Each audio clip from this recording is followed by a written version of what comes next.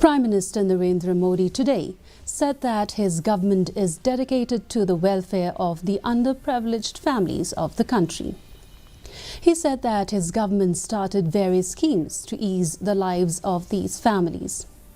He said that the government has already provided 4 crore Pakka houses and 10 crore toilets. He was speaking after inaugurating and laying the foundation stone of multiple development projects in Solapur, Maharashtra. आज PM Awas Yojana के तहत बनी देश की सबसे बड़ी society का लोकार्पण हुआ है और मैं जाकर के देख के आया।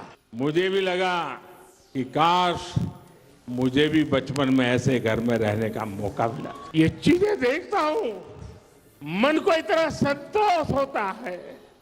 इन हजारों परिवारों के सपने जब साकार होते हैं तो उनके आशीर्वाद मेरी सबसे बड़ी पूंजी होते हैं। The government has said that